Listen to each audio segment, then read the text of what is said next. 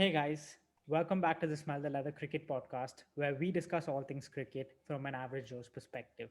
I'm Adit, and as always, joining me is my co host Gaurav. And we've just seen an Indian victory, a hard fought one, one where there was ebbs and flows. So we have a lot to cover in this episode. We're going to be looking at the ODI series as a whole and then moving on to the T20 series. So without any further ado, let's get straight into it.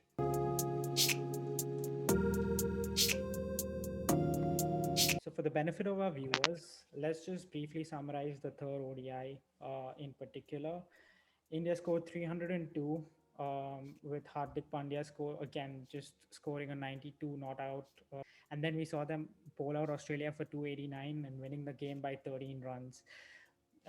There were a lot of positives, I think, from India. First of all, with their bowling, um, it just looked a different bowling attack today with Shardul Thakur coming in, and he came in with his variations, and I think that was a great addition to the bowling lineup. The general attitude of the Indian team was one of them thinking wickets and also taking those wickets at those crucial moments. So, Gaurav, if you look at the ODI series as a whole and in specific the third ODI, what do you think India can take positives from? Look, they'll be delighted with this win, specifically if you're touring a place like Australia and you lose two in a row, then confidence can take a beating. But they came back pretty well, specifically their bowling. I think this was the best they bowled in the series. They lacked that fizz and in the fast bowling in the first two ODIs. This one we saw Bumrah especially, even though he's not getting wickets, but he did manage to end up with two wickets, but the initial overs he was bowling it in the right areas. The pace was there. The zip that we know Bumrah has was back. So yeah, it was pretty well effort, and they would be delighted with the way Pandya and Jadeja batted. Been a long debate whether India can come up with a batsman who can bat at number six, number five, and also finish the innings. So Pandya was phenomenal. Also, Jadeja's batting has been a revolution in the last 2 years. So yeah, this would win would give them a lot of confidence for the T20I series going forward. Also, one more thing I would like to add is the opening batting. They included Shubman Gill instead of Mayank Agarwal. He played pretty well for 33. What do you make of him? Just the look of him. He although he played in New Zealand as well, but he looked more confident in this one, especially that shot, that flick of Hazelwood. What do you make of him?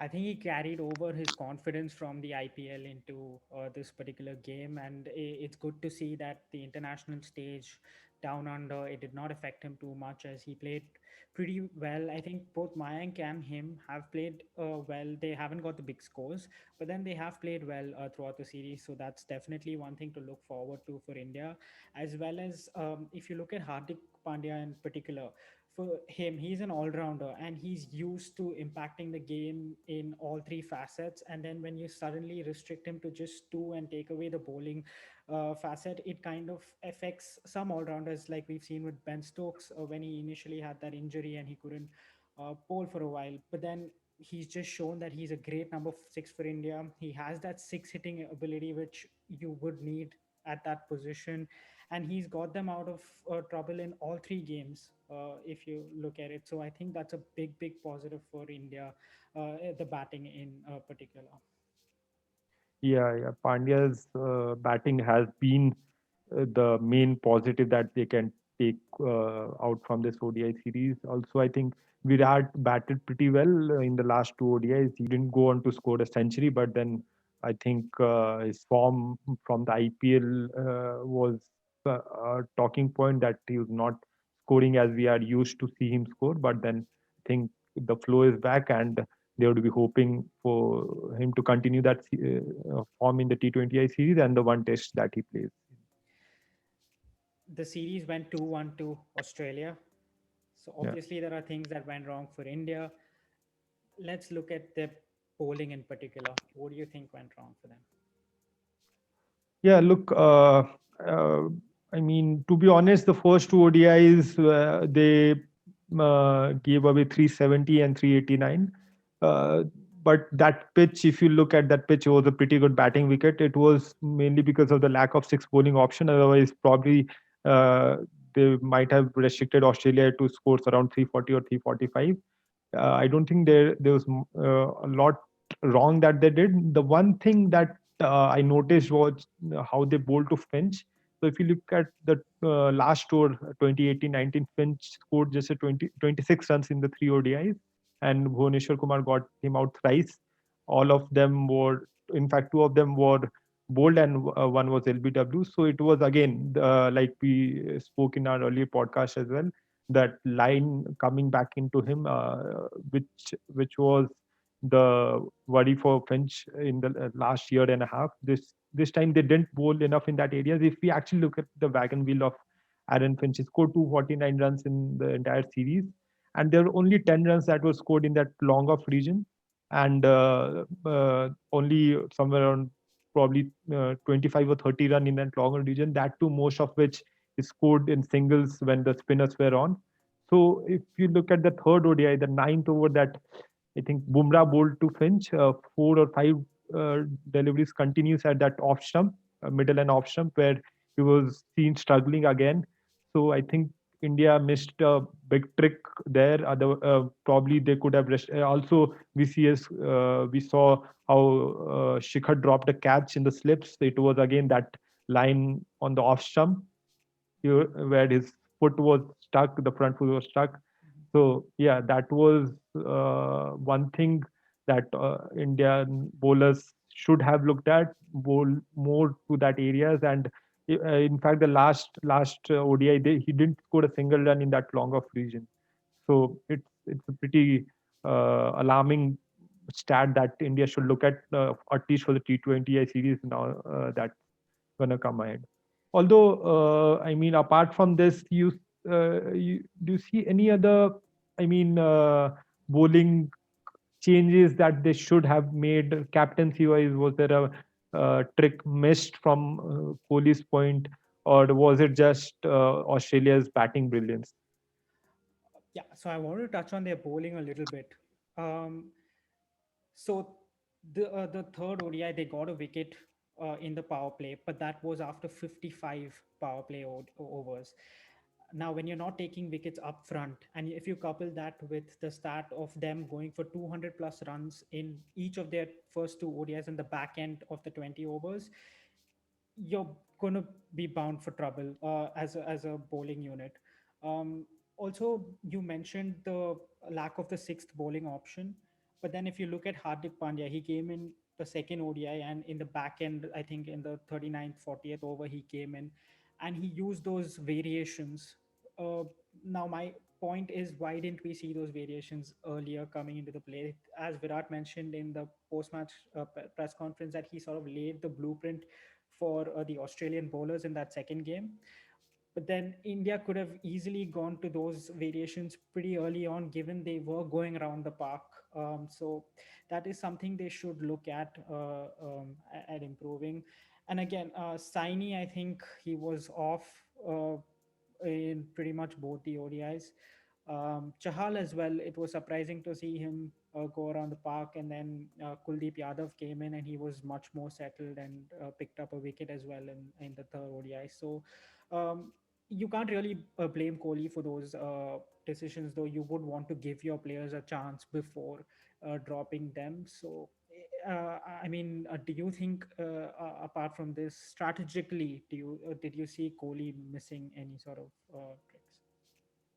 Yeah, probably should have bowled Bumrah more than 2 overs in the second ODI in the initial power play, which was, I mean, a bit bizarre for me when you are searching for wickets and you bowl your premium fast bowlers for just the 2 overs in the initial power play. Uh, that was surprising for me because he's the one most likely to take a wicket in the initial overs.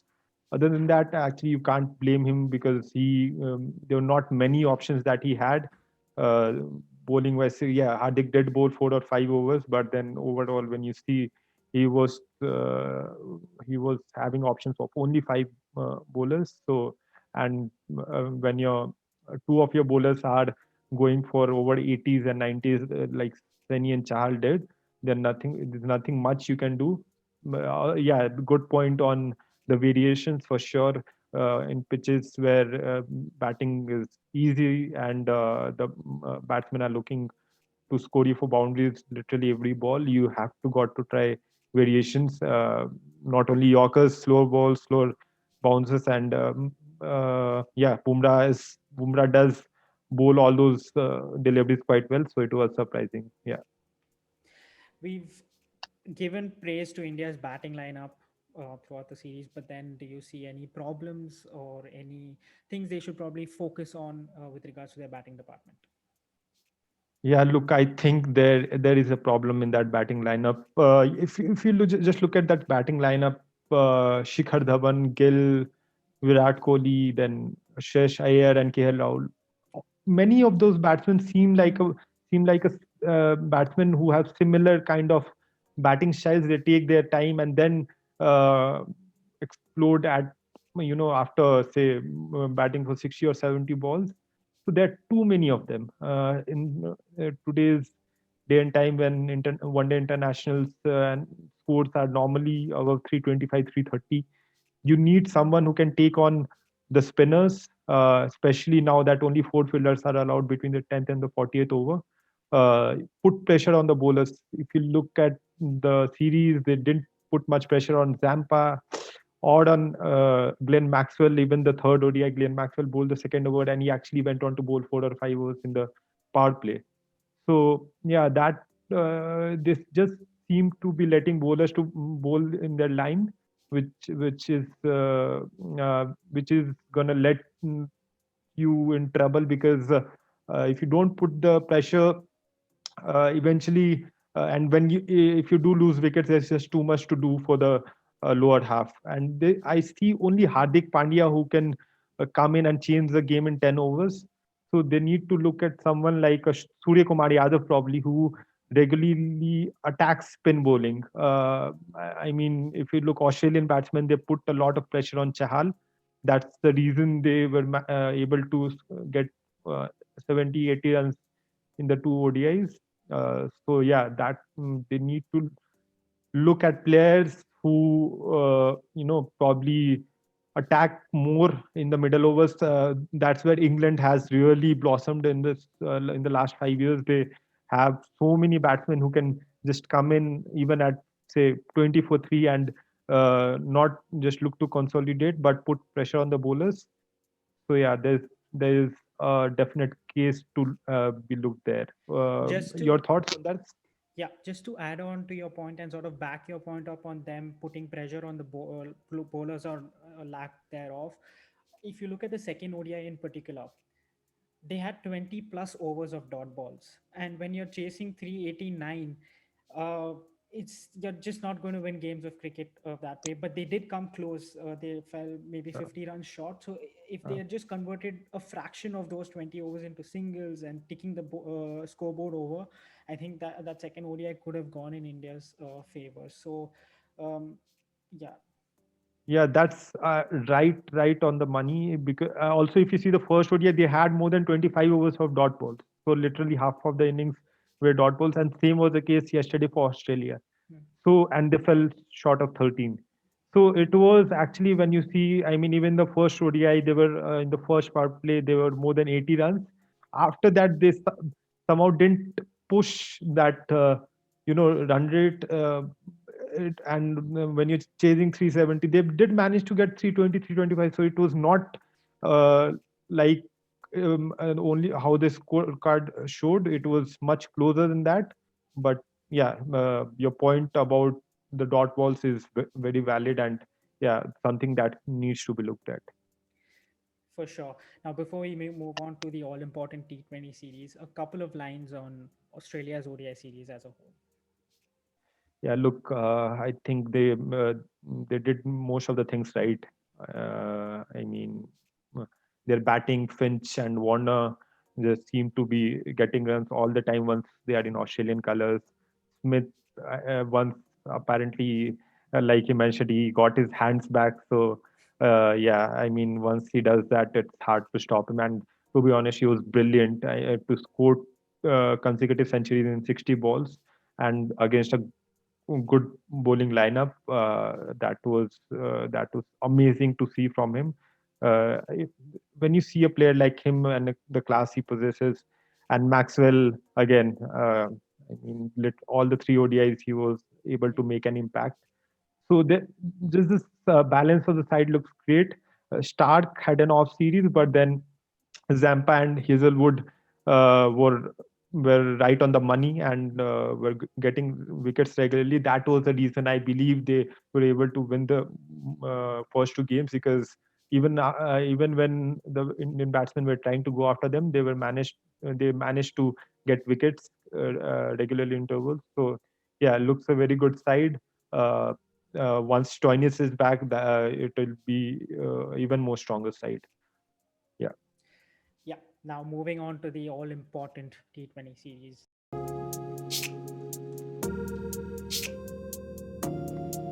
It's of great importance given the T20 World Cup next year, and given T20 internationals are generally few and far in between. Every T20 international going forward is going to be very important for teams to get their combinations right. On that note, let's talk about India first. I think a couple of players are coming in Deepak Chahar and Washington Sundar. Do you see them getting a game, and what do you think of the Indian T20 squad in general? Yeah, look, the India's T20 side has not been pretty, settled. I would say there's been too many changes of the order, and to be honest, that side doesn't look settled. They still don't know who their third bowler is. Third fast bowler is Deepak Chahar. Is Has been inconsistent. They would be delighted with the way Natarajan bowled. Mm, So I definitely see him in the first 11. Probably they would want to rest Bumrah because he's played the three ODIs, and they would want him to be fresh for the Test series. But yeah, look, when they're batting again. Like I said, they need to have someone who can score say 50 of 25 in the middle overs. I mean, and KL Rahul moving to the top would be a boost for mm, them. But be Iyer or Manish Pandey, Iyer needs to. I mean, he had a bad series. mm, His IPL was not great, and to be honest, didn't look to be in great touch as well. So yeah, there's a definite case of bringing players who are explosives, mm, guys like Ishan Kishan or Surya Kumar Yadav. That's the reason even we saw Mumbai Indians were able to win the trophy. Why they did, because of those two guys. Rohit was not in great form yet. Those two guys just putting the pressure on the bowlers, and the World Cup is in India next year, so we can expect big scores with shorter boundaries and batting friendly pitches. Yeah, so I mean, Washington Sundar again, they would want to give him a chance because they're having lack of options in that all rounder department, so he can contribute with the bat as well and pretty economical with the ball. Apart from this, though, I mean, what do you see the batting lineup for India? Rahul surely moving to the top. You see a case for Shikhar Dhawan, or you'll go with Mayank Agarwal because of his great form in the IPL and also the strike rate at which he scored in the ODI series. For me, I think the selection of the squad in general has been pretty bizarre. As you rightly mentioned, Ishan Kishan and Surya Kumar Yadav, when you have an IPL tournament just before the selection of the squads and they've done brilliantly well, I don't see how they did not make this T20 squad, especially given that the UAE conditions are going to be pretty similar to the conditions in India. I think they should have been given a go. But now, coming to your question of India's batting lineup, um, Shikhar Dhawan, I think he's done enough in the ODI series to retain his place at the top. I would like to see maybe Sanju Samson coming in at number 5, maybe to take KL Rahul's position, and then you have Hardik Pandya as well. You would want him to probably move up the order because in T20s you want your best batsman to face the most deliveries, and he's very explosive and he can really impact games. So I do see a pretty similar batting lineup with the ODIs. uh, with possibly Sanju Samson, maybe, or a Manish Pandey coming in. And if Shreyas Iyer doesn't go well in the first couple of T20s, I would expect them to make a change and there as well. What are your thoughts there? Yeah, yeah, for sure. I mean, I would like to see Sanju Samson in there just to get a bit of fresh energy as well. He is a pretty good batsman of spin bowling. He is a six hitter in that regard. So yeah, you want Virat Kohli to be the anchor, and people around him should mostly look to attack, because if there are too many anchors, your average scores that can be around 190, 195 goes below to 160. So you need to take that attacking approach. For some reason, their batting seems to be old-fashioned. To be honest, they like to go at run rate around five and a half in ODIs, and then look to explode in the last 10 overs or 12 overs, which doesn't fit in this times. So even for the T20Is, you need options who are attacking. I'd go with you for Sanju Samson as my fifth. As my number five, he did get a chance in New Zealand, and he played some pretty well good shots as well. But you need to give him a longer run there. Yeah, point well made. Moving on to their lower order, do you see a case for maybe Washington Sundar coming in? But then, if you look, Jadeja provides a very similar option to Washington Sundar.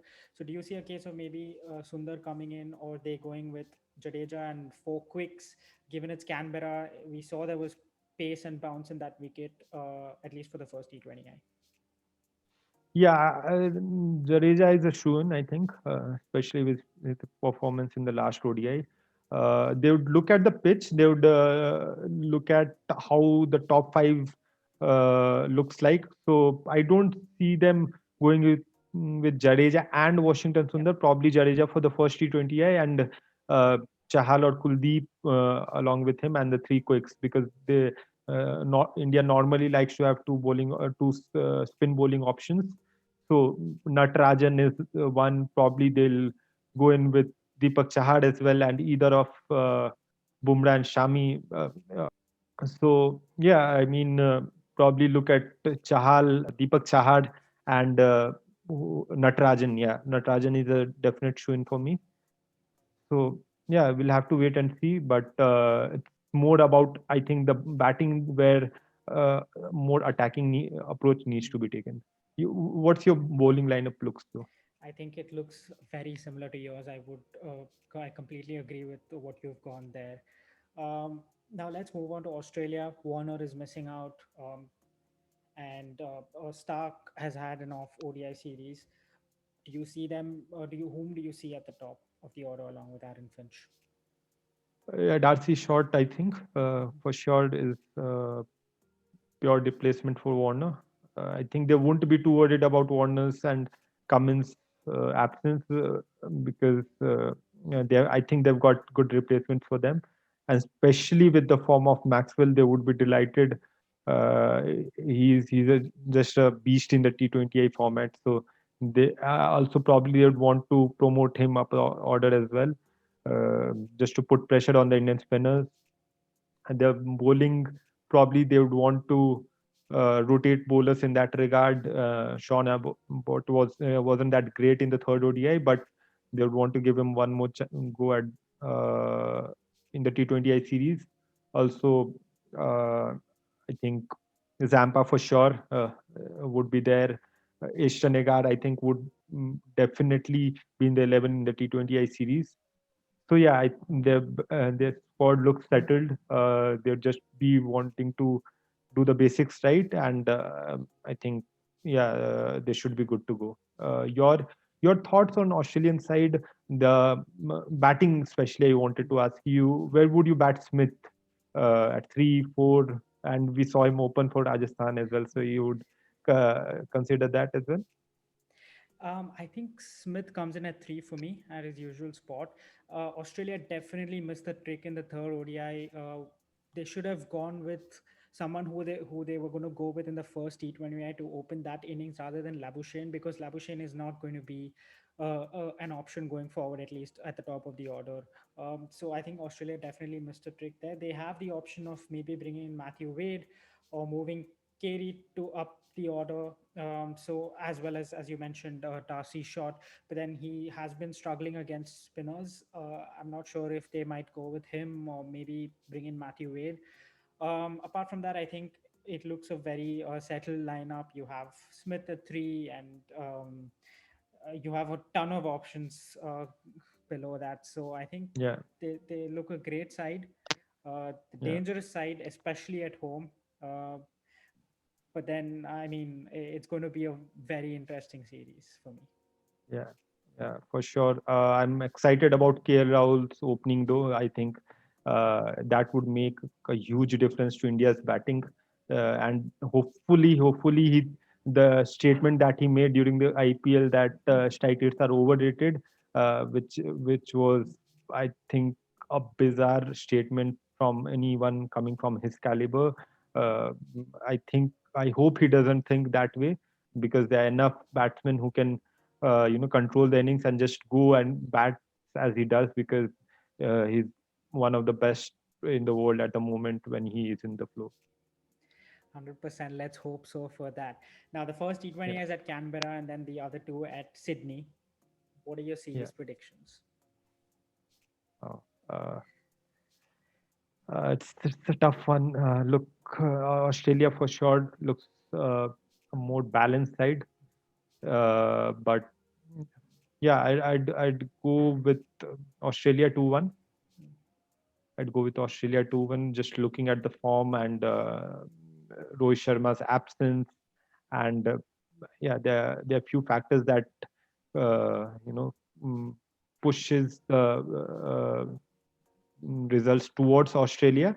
But I think this would be a much closer contest compared to the ODIs, because the last win would give India the confidence. But just 51-49 for me, Australia. But I won't be surprised if India get do manage to win the series. Your predictions, though?